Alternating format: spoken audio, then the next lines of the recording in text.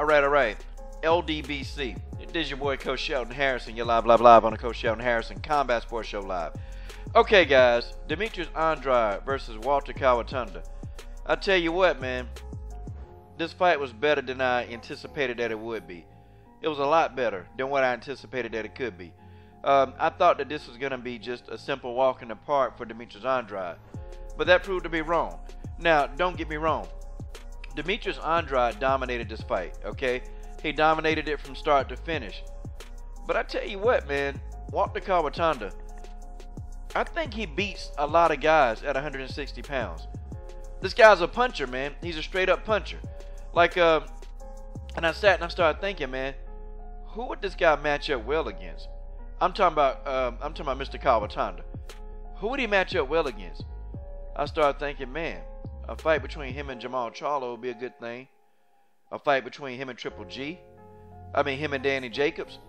This guy's got a puncher's chance, man. Demetrius Andrade figured out that this guy can punch, man. And Andrade wisely started boxing this guy. Round one, Demetrius Andrade boxing beautifully, man. Beautifully boxing. Walter Kautondokwa had a tough time dealing with the angles of Demetrius Andrade. And then Andrade switched to southpaw. When he switched to southpaw, it was pretty much all she wrote. Demetrius Andrade tripped up Walter Kautondokwa, and on his way down, well, he was already down, and Demetrius Andrade hit him. But, you know, when you see it in fast motion, it looked like Demetrius Andrade was hitting him on the way down when you speed it up. But, you know, it is what it is. You know, it was incidental. Demetrius Andrade scored a knockdown in the first round. And, I mean, man, Kautondokwa could do nothing, man. He couldn't get his offense off. And you know what? I thought Kautondokwa didn't do such a great job of cutting off the ring. Matter of fact, I thought he did a very poor job of cutting off the ring. Limiting, you know, Demetrius Andrade and limiting, you know, what he can do. That's my opinion, okay? But we'll go ahead and keep it moving. Round three. Demetrius Andrade just got nasty in round three, man. I mean, he brutally knocked this guy down. And I thought he was gone. I thought it was it, man.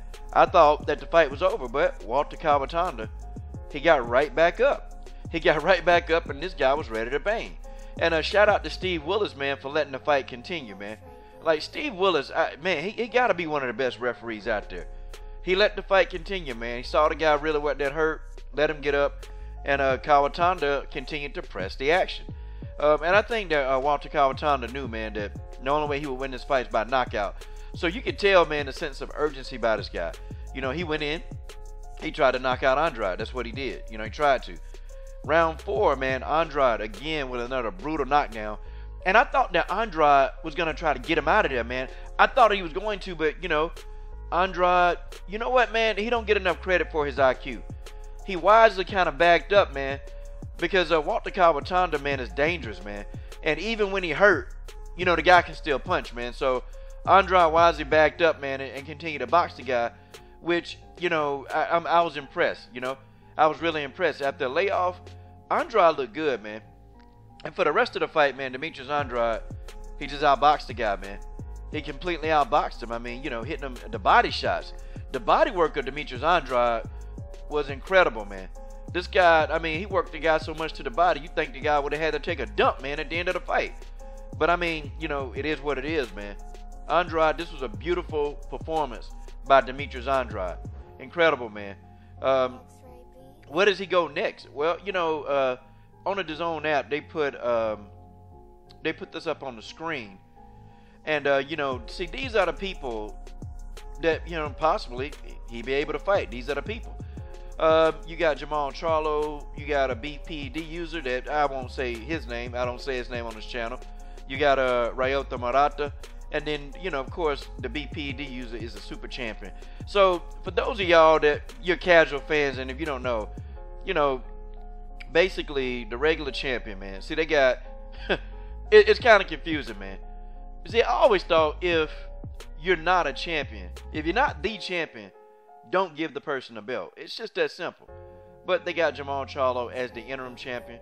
Okay, we know who the champion of the division is, okay? And then you got Ryota Murata, he's the regular champion. So, of course, they're going to try to do that to freeze out Jamal Charlo, because the regular champion will, by default, he's actually going to get the title shot against the super champion. So, The super champion and the regular champion will get to fight each other. The interim champion, he'll be somewhere looking in the winds, you know, hoping that one of these two loses, because the interim champion might get the matchup after the bout between the super champion and the regular champion. He might, but you know, that remains to be seen. Okay. But anyway, this is about Demetrius Andrade. You know, impressive victory about Andrade. You know, definitely want to see him step up and then get in there with some of these top fighters. He didn't really call anybody out, man. I got pissed off at that because he was like, well, you know, I'll talk to Eddie Hearn, I'll talk to him, blah, blah, blah. You know, man, stop. Now, oh, yeah, for those of y'all saying, oh, Coach, you watched the fight on DAZN. I thought you guys were boycotting DAZN. I never said I was. I never said I was boycotting DAZN. Eddie Hearn and DAZN, they not putting racist emails out there. Okay, they ain't doing none of that. Anthony Joshua ain't putting racist emails out there about black folks. So, nah. I mean, I have no issues. I only got issues with promotional companies that put those emails out or that condone those emails. And Eddie Hearn and DAZN, they're not condoning any of that. So, or they're not putting stuff out there that's making themselves look bad. And so, yeah, it's boxing, okay?